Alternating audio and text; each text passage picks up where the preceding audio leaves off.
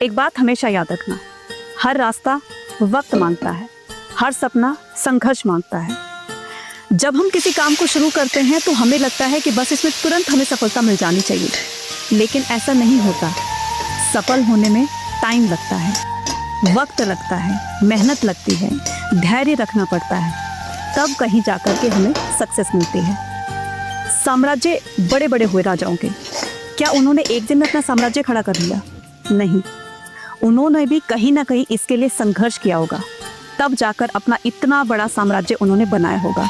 इसलिए धैर्य रखिए, अपनी मेहनत पर भरोसा रखिए, डेफिनेटली आपका भी अपना एक साम्राज्य